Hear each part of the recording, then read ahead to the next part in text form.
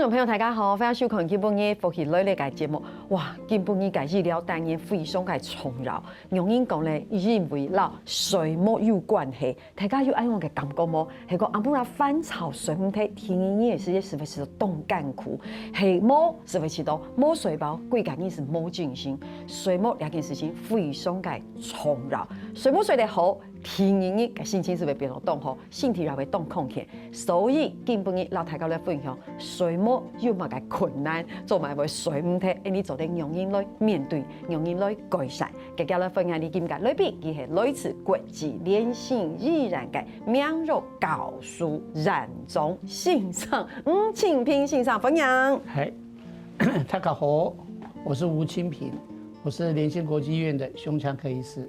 耶、谢谢，欢迎医师哈！谢谢今天可以邀请到这个院长、教授、医师来到这边跟大家来讨论睡眠这件事情。水木两件事情，我觉得真的太重要了。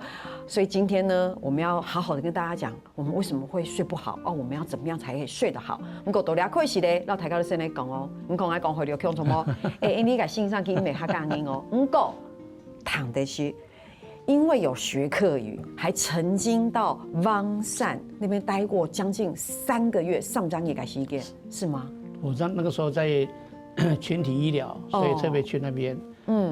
横山乡所有的人只会听客语，不会讲国语，不会讲台语，所以一去就说：“哎，你有什么不舒服？”他听不懂。所以后来就学说永半音啊，永半音啊，你那维干哭啊，那维干哭，然后就慢慢学，慢慢学，哎，觉得客家话蛮独特的，是，比如挑脑桶，挑脑桶，我们讲头脑，还讲挑，切挑切挑桶。然后后来回三总以后，我们刚好我那时候爱家务病房的主任，那我们下面有一个同事，他是客家人，我说以后你看到我就讲客家话，那我就跟他学，你公公后中挂帮台捉来买摸三改签。后来发现这个客语还蛮独特的。那最大的好处是我在公保看门诊，那个病人一来说，那个省长会讲哈嘎，那就变成蚂蚱头哈，很多的病人都会来。所以我觉得这个客家人有一个独特的，就是很团结啊，但是他们也蛮辛苦的。他们因为那如果听不懂客语，他们都不知道怎么办。我们喺起头线上係真是袂講下咧，用人講線上跟他講下是講乜嘅？挑哪頭，起挑頭，可能咧就只是去看診的這個病患會跟他為到線上講，哎呀，線上嘅基本嘅挑哪頭，不過他會只是。动聲起很有趣，你看他的腔調，他很多音階，所以上期聽起來也是蠻有韻律的。哎，我嘅感覺，所以我剛才信上，我們還沒有聊水木兩件事情，他就先來一個那個就是念謠，有冇？哇，真的太棒了！所以耳朵幫曬學下情緒要學到哈。不過基本上大家都講，你也先講一個專有名詞，是好不好？我們先跟大家分享講睡眠醫學。一般來說，我們只會說醫生我失眠哦，我要去看醫生，我要失眠，我睡不着。不過你動手。哎呀，我们要去什么睡眠醫學，或是高端睡眠中心嘛，或是就是今天要好好跟大家来讲这件事情。不过先讲一下这个胸腔科的性上为什么会跟睡眠醫學有關係？我是很早都在三總的時候就被放派到美國去，民國70年就到美國去。哇！那時候總醫師才幹了1個月。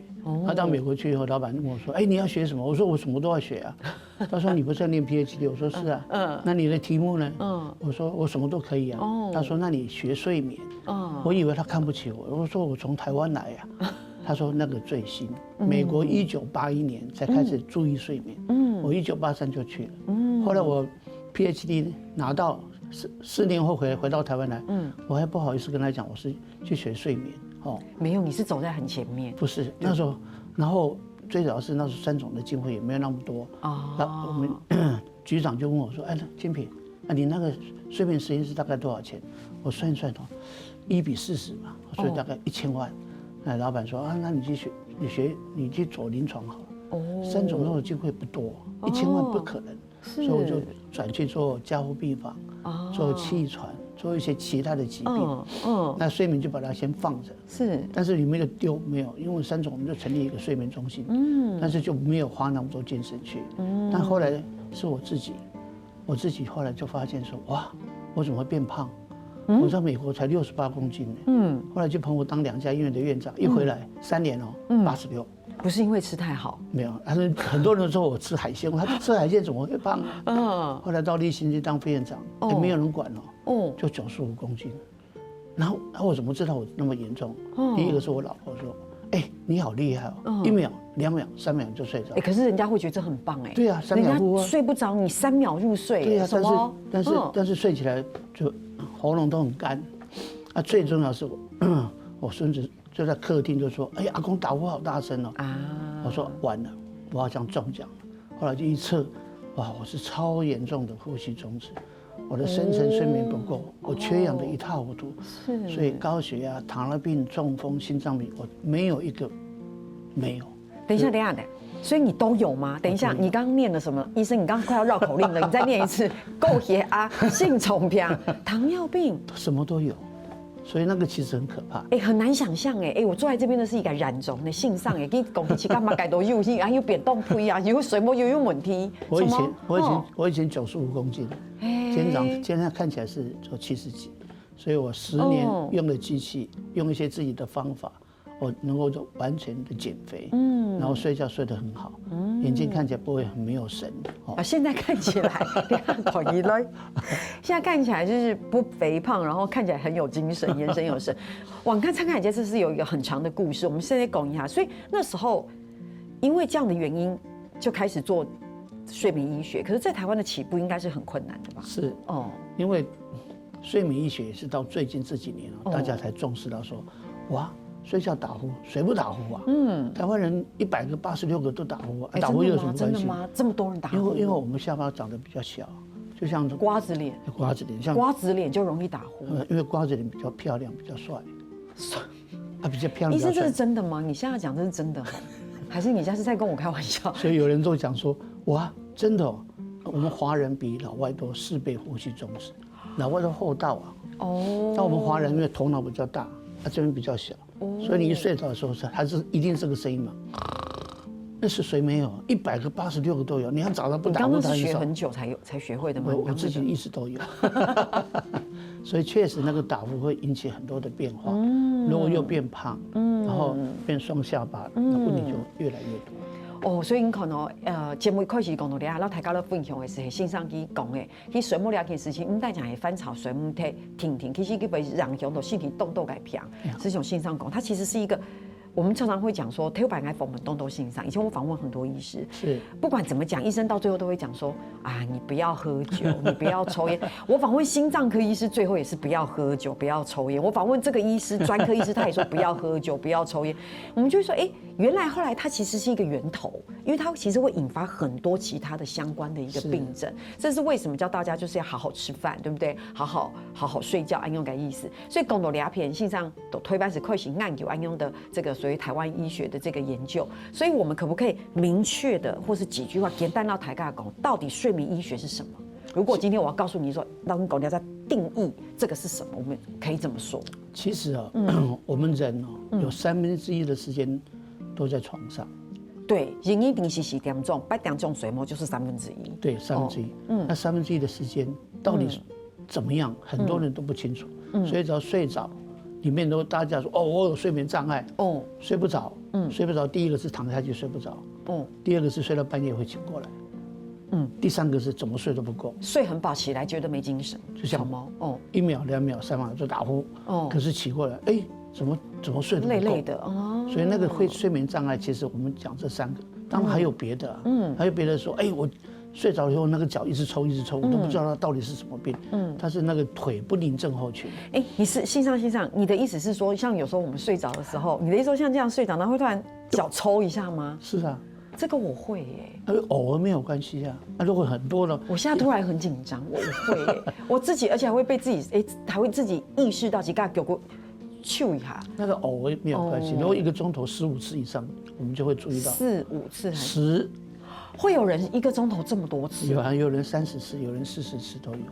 所以他就睡觉一定睡不好。那另外还有人睡觉会东打西打，一直翻来覆去。对。还会梦游，那个都是睡眠医学的范围里面。所以睡眠医学其实是范围很广，只要睡着了，任何的变化，我们都称为睡眠医学。所以你看唐先生安用讲，大家是不是定其实睡眠医学这个范畴会动发改，所以我觉得。躺性上用讲，我觉得大家可以自我观察。是，我觉得可以稍微，你先不确定，先了解一下，其实就爱用改清醒。我现在又讲啦，很快睡着，醒来很累，半夜睡醒醒来很多次，躺下去怎么翻来翻去都睡不着，睡觉的时候翻来翻去，要不然就是脚抽动的频率很高，是一种性上该他讲的，他刚走得观察一下，还有性上讲到要动宠，然后该事情就是，其实睡眠医学跟很多慢性疾病的关联性非常高，非常，一夜好眠，全面健康。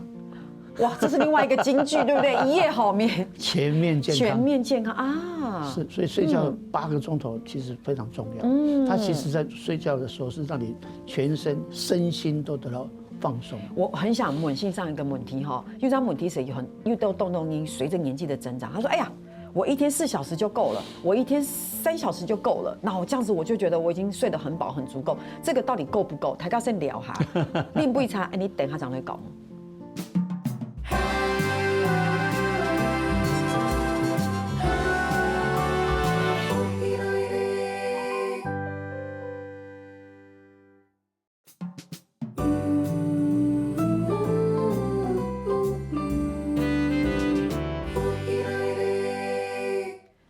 东方宇宙的绕墙道来自联信国际易染改性上告诉染中吴老师哈，哇，这个是今天呢，这个绕墙吴老师来完全跟不讨论胸腔科的任何的问题，不讨论肺，也不讨论什么检查，我们讨论水摸两件事情。不过我基本性上来讲，第一医生说。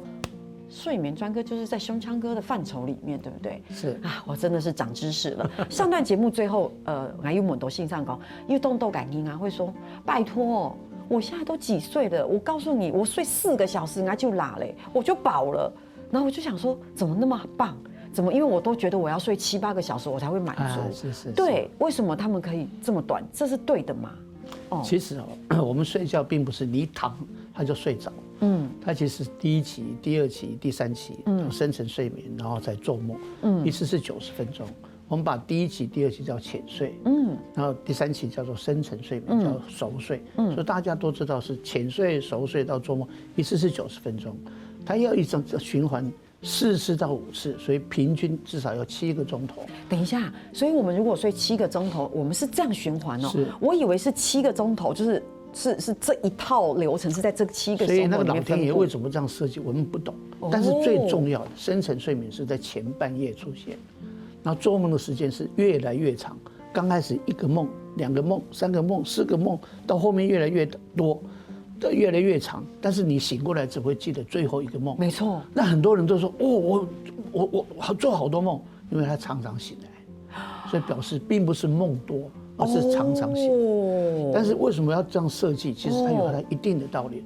说4个钟头你就知道他深层睡眠可能不够，还有中午时间一定不够。说他觉得说我睡够了，所以很多的名人、世界名人都号称睡4个钟头。等到后来就发现他比较会失智。所以这个就非常，所以那个医学最近这5年，我们才完全清楚说，原来深层睡眠是我们睡着以后，脑袋瓜它在干嘛？它是有水冲进去，跟你清洗你的脑，把那些脏东西抽掉。2019年，在这个波士顿大学他们做了研究，用这个核磁共振才看得到说，原来在深层睡眠脑电波最平稳，这个时候血液最少。而是脑脊髓液会冲进去把那些脏东西冲掉。所以没有深层睡眠的人他没有他短期记忆很好，但是几百年前事情都知道，可是到底有没有关法事，他完全不清楚，因为他有长期记忆，没有短期记忆，所以这个才是失智最可怕的地方。所以睡觉要睡得够长，你深层睡眠够了，你做梦做梦干嘛？做梦其实让你自己看电影，把喜怒哀乐放进去，你的短期记忆会变成长期记忆，那个是它有一定的一个道理在里面。所以如果时间不够，它没有办法做得很好，那你记忆力就会衰退。所以我们最怕是怕这一点。哇，我觉得真的，我太多的问题想要发问了，怎么办？我觉得膝盖有点啦。先生，那我想问一下，所以其实做梦并不是不好，做梦是好事。只是你记不记得醒来的时候？不是，忘掉最好，那个是让你去看电影啊，你把那个因为我曾经你的喜怒哀乐放进去，因为我曾经听过人家这样讲，他说来床铺后都睡好睡不好，因为我一直做梦，他常常醒来啊。那我们一个晚上4次到5次的梦是正常的原来是这样。他让你身心放进入，比如说被老板骂了，真想打他一拳，睡觉的时候啪一拳打完，没有打，不然你的工作就不见了。那个是身心平衡。糟糕了，那如果我梦那个最后一个梦是正要挥拳，突然醒来，我一定会很我要赶快再睡回去，看那个拳可不可以继续挥成，可以这样吗？我被我老婆打过，她做梦咚打我一拳，我说你干嘛？有人会做这个动作。是真的会做这个动作。有人会梦游，这也是那个都是睡眠医学的一个范围。所以其实俩只故事是老大家都讲，其实本梦是轻松的，本梦唔系唔好。我是从信上讲的，因为想了，一醒来就记得刚刚的梦。所以其实最好的方式就是，其实当然就是希望大家睡眠品质是好的，所以都拉冲。如果老大家讲本梦是正常的，你看到这边哇，这个收获很多。不过我们还是要让大家来讲一下自我评估睡眠品质。我们看到我们可以看到第一个一定会打呼嘛，你讲欠稿，听说院长你很知道这个打呼的这个层次，是不是？这个配音班没有找院长，实在是太可惜了。对，然后睡醒的时候口干头痛，是，因为我们怎么知道自己睡得好不好？其实自己是很清楚，你躺下去睡不着是第一种。第二个睡到半夜会醒过来，睡也睡不着，又不舒服。第三个是怎么睡都睡不够。那这种病人最常见就是他会打呼，会呼吸中止。所以我都问说，那你早上起来嘴巴会不会很干？会啊。鼻子会不会不好啊？是啊。早上起来是不是很没有精神啊？开车会不会打瞌睡啊？这些都是我们去评估病人。你怎么不舒服？你到底是躺下去睡不着，还是睡到半夜会起来？因为它有不同的意义。那如果睡很久都睡不太够，我们就会想到说，那你是不是打呼？是不是呼吸中止？是不是缺氧？是不是深层睡眠不够？它不太一样。如果你躺下去，睡不着，那很多的大家都喜欢玩手机，蓝光刺激，这一个。第二个呢，是因为你那个仪式没有做好。没错，我们睡觉不是都有个仪式吗？不是都要把它弄得比较暗？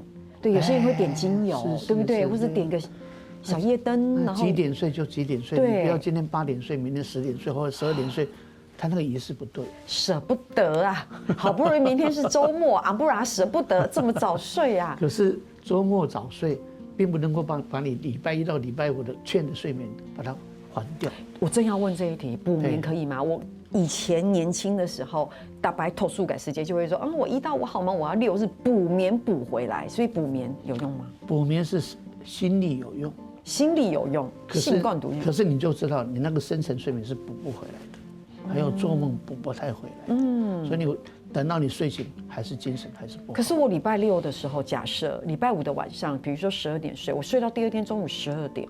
没有办法弥补我前几天的状态。我们都鼓励不要这样子鼓励不要这样子。但是不是真的那么严重？那个还要再经过一些研究才会比较清楚。但是睡到半夜会醒过来睡不着，我们就顾虑到他心理的问题，比如说他焦虑啊，或是忧虑啊。为什么要说出我心声？为什么说？我觉得会，因为如果心里有事，你因为人还是会疲倦嘛，所以你睡到不然2点3点的时候，真的会醒来耶，然后你就觉得心里有事睡不着，所以这真的是会影响。是啊，这心理的问题，所以这个时候精神科跟神经内科就会用一些药物来帮忙。当然药物并不是完全，常常讲说我吃点安眠药我就可以睡得很好，其实很多的安眠药是让你的深层睡眠不见的，所以不见得是好。所以靠安眠药、喝酒可以睡觉吗？可以睡，可以躺下去睡着，但是没有深层睡眠。医生说到喝酒这件事情，我觉得这件事情比较严重。我的严重的意思是，动因为起头，我睡不太，所以我令到酒，我好像比较容易入睡。但是我发现，你如果喝点酒，你可能很容易入睡，但是你其实很快就醒来。是。你反而没有办法好好的睡。你讲得非常好，所以他那个睡眠周期的变化就出了状况，他就没有办法从浅睡、熟睡、做梦一次，总共4个循环。刚医生讲的那个90分钟的循环，它就会被打乱，对不对？而且进不到深层睡眠，那个很麻烦。所以那个其实是喝酒、吃药要稍微小心一点。那特别是呼吸中止的病人啊，那绝对不能喝。为什么？因为你打呼吸中止的时候，那脑袋瓜很聪明的，说哎呀，你打呼，你缺氧，你不要睡，他会一直吵你。之后你喝酒以后，脑袋瓜就不吵你，缺氧会更严重，呼吸中止会更严重。所以我都劝人那个有呼吸中止病人，晚上8点以后不要喝酒，不然那个影响非常深远。不是很多的艺人啊，甚至什么睡到半夜走了，都说哎呀，他说心脏病了，其实很可能是因为呼吸中止、缺氧产生的心脏麻痹的现象，或是中风。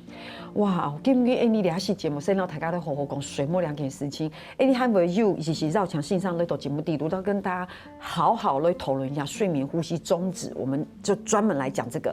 哇，看起来非常来演严重。刚才线上讲到饮酒2件事情，喝酒这件事情，爱讲听1件事情。可是我耍废追剧啊，对不对？我睡前就是要滑手机追剧，才可以帮助我放松啊，可以放松啊。那我搞不好这样子放松之后，我等一下才有办法睡得更好啊，因为要不然我很紧张啊，对不对？我常讲说，8个钟头，8个钟头，8个钟，晚上的8个钟头，是老天爷设计的。我们是植物变的，所以黑的要睡；我们是动物变的，我们是因为动能不见会要睡觉。你中间一变化，8个钟头就乱七八糟，变成你那个晚上的时间又被白天的事情给占据了，不好啊。所以那时候哦，精神很好，还有睡这样我就很轻松的。可是睡觉的时间那个周期变化，影响会非常的深。所以应该起到访问性上。就是我发现，不管是访问哪一个专科医师，我觉得讲到最后都是均衡饮食、作息正常。医师，你可以理解我的意思吗？就是每次讲到最后的根源就是这样。大家说，哎，怎么会这样？其实这中间就会串联到其他，不管是像刚才线上讲的慢性疾病的这些关联。不过讲到两片，其实今天体皮绕墙线上来到两片，其实联兴国际医院有一个睡眠中心，对不对？然后台大地睡眠中心可以嘛改吗？意思是讲你走的起都改变水摸。我一听到想说啊，怎么这么棒？走的起都改成进展好好的水摸，而且一睡觉睡8小时，是不是？我们没有说一定要到8个小时，没有一定是不是。你来睡完，你睡到床醒过来以后，我们把那个记录都弄起来，看看你到底是出了什么状况，你有没有一下就睡着，你睡觉有没有1期、2期、3期、4期的变化，会不会打呼，会不会缺氧？太棒了！唐现在要讲说，其实我第一个就都想去报名一点哦，都大家去买个东西聊下，你等下早再讲。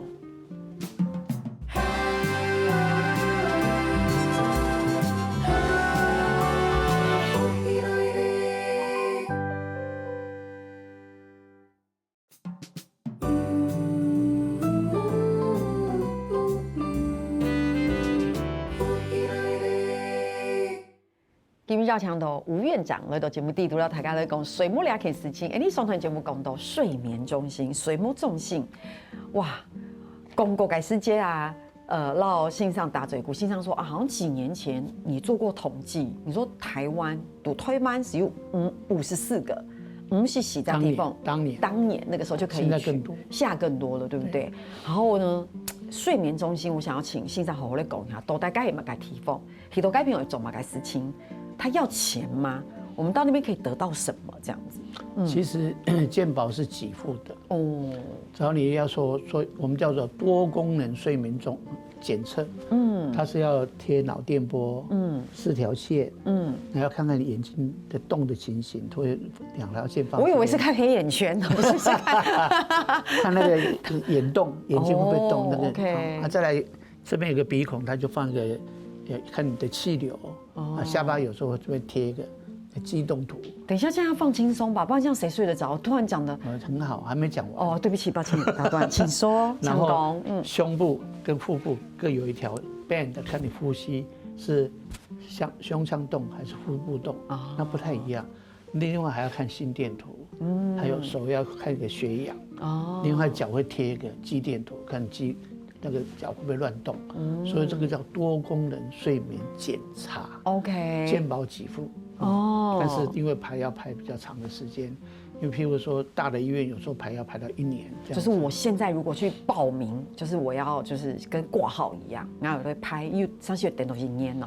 有的地方是2、3个月，所以我一般跟病人来看我，跟他讲说，我们排最快大概也是2个月，哇，比其他医院更快。是，那病人就很痛苦，说哇，我有病，那你2个月才要看我，那我能够怎么办？所以我们才会想说，我们可不可以用一些新的方法来帮忙？譬如说，很多人都打呼啊，那我们就把那个打呼的声音把它录音啊，然后就用AI 去做判断。那我们现在还有用一些比较独特的方法，比如说不要碰到病人，然后用雷达去给病人看呼吸的变化，也很有效。那不然就是有人是贴一个在这边，在家里的时候就拉一个 band 在这边看看他的呼吸变化，所以有这个叫居家睡眠测试，这个都有。但是这些健保不给付，健保给付是要贴完，要有这个到睡眠中心躺着，然后要有睡眠师在边看，他说这样子比较准确。那像睡眠师在旁边看，是不是很辛苦啊？因为他等于在看一个在睡觉的人。所以呢，我觉得睡眠师最可怜。对啊，大概一个睡眠师可以管3个病人。所以如果睡眠中心，因为他等于在做监测嘛，对不对？他看病人有没有出什么变化。就譬如说他会不会一下子这个心肌梗塞啊？等一下，这个工作很难呢。我的意思就是对，很辛苦，因为他时间很长。对，所以他晚上就不能睡啊。病人可以睡，他就不能睡，所以这个其实是一个很辛苦的工作。那他等于也在牺牲他自己的生理时钟的状态。所以我们就跟他要排一些休假。有人是1个礼拜3天，有人1个礼拜5天，那就比较忙啊，好辛苦哦。我们都鼓励大家好好睡觉，结果变成他们没有办法好好睡觉。所以意思说，睡眠中心其实是蛮费人力。跟费一些这个医院的设备，所以才会想到有没有用一些新的方法。其他嘅方式来做哈。不过家下先生有讲到，因为你係講去到依然嘅睡眠中心嘅世界，其實做嘅檢查動作，佢係全方位的了解，你到底睡眠嘅狀態很容易。還有先生家下講到嘅，比如說有沒有頭皮聽覺的嚴重度啊，打呼的次數，這個真的很重要。有時候你會發現家裡的家人在旁邊，那個打呼真的很大聲的時候，是完全是會被影響的，然後他自己可能也很痛苦。再來就是，譬如說是否缺氧啦，深層睡眠是否足夠，然後詳細的報告，然後解說完整該治療該方案。是有線上講誒，你到了那邊的時候，你就會知道哦，原來我有這樣的一個狀況。那如果我遇到這樣的一個狀況，醫生可以怎麼樣來安排我接下來可能可以進行的治療該方案，就是治療的方案。其實你剛剛講到一個重點，病人都不知道自己那麼嚴重。對。都是旁邊人才知道。對，我曾經不能講我曾經，應該是說像家裡人如果呼吸動台上說，你呼吸他說有嗎？對，他說我說或者是我說你打呼很吵，會嗎？我會打呼嗎？我想說你不知道自己會打呼，有時候有些人也睡着都不知道，所以我的門診的病人，但醫生是不是有70%都是老婆抓着來啊？我就問病人說你怎麼不舒服？我沒有不舒服啊。怎麼樣？我老婆說我打呼，沒有，我哪有打呼？他老婆把那個錄音帶，那不是我啊，那很常見。可是有人說可以聽得見自己的打呼聲，那是偶爾，然後被吵醒。對，是我嗎？醫生就是這樣，這是真的吧？對，就突然自己醒來被自己的打呼聲吵醒，這是有可能，對不對？非常有可能有啊，但是是不是一定那麼嚴重？會變成因為睡眠呼吸中止有輕度、中度、重度，它說明只是輕度，所以要來測以後才知道它多嚴重。對，那所以我自己睡覺的時候，我也可以把手機就是開錄音或是什麼在旁邊監測一下自己，對不對？送給我們用 AI 的方式，線上的登台，醫生呢？可以手不挨對，走一下檢查跟監測，所以其實睡眠中心是合併非常多的專科醫師在裡面。對，我們睡眠中心，因為聽起來就胸腔科會用機器，耳鼻喉科它會用小手術，那牙科呢，牙科會裝牙套。那神經內科呢，它要看你會不會腳會不會抽筋啊，或是有什麼變化，像帕金森氏症啊，或是精神科呢，你睡不着，他會用一些藥物，所以一聽起來就知道很多科都摻雜在裡面。但是影響的層面呢，新陳代謝科、心臟科、胸腔科，很多科都跟這個有關係，特別是中風、心臟病的病人的腦神經科跟我們更有關係，因為缺氧以後血管會硬化，很容易高血壓、糖尿病、中風、心臟病，深層睡眠不足會記憶力衰退，神經內科對這個最重視，所以那個怎么办？医生，你讲的我现在心慌慌的耶，因为我刚好认真动眼睛在一趟，因为我就一直在我心脏刚才在讲的时候，我是一直在反省跟想象，因为刚刚就是记忆力衰退，我就在想，我有没有记忆力衰退？然后心脏讲，你有可能会中风，他会讲表脑筋就是血管，对，然后医生说，心脏病，我说哇，心脏病，现在通药片了，通药片，然后就突然觉得这真的是很严重的。可是我们以前在大学4年级的时候，一直在讲病的时候，我都觉得我什么病都有，后来发现，我妇产科我没有病，小儿科我也没有病，但其他科只要讲那个病，我都觉得我有，那正常。所以那个你不用害怕，因为我看你看起来，我看你应该蛮健康的。因为心脏基本款面相，一款面相是定义水包膜，这个所以叫无半仙是吗？可以这么说吗？他们认为是不是有一个？他认为叫我说，你是无半仙，你看到人就知道他打呼。不过心脏紧心吗？紧心吗？真的吗？就是你可能可以改免，你大概可以略略的判断，你水膜有没有？比如说今天天搞改问题，在场至少有4个人有打呼。你下次说我们这摄影棚吗？对。你刚刚有看过是不是？有看过。好，只是他们自己都不知道。1、2、3、4、5、6，等一下公狗改时间改了问一下，线上一定要让旁地图下谁会打呼？哇，真的好像在做测验哦。因为我自己都有嘛。但是医生我都跟病人讲说，因为你比较帅，所以会打呼啊。所以我觉得我也帅，我会打呼。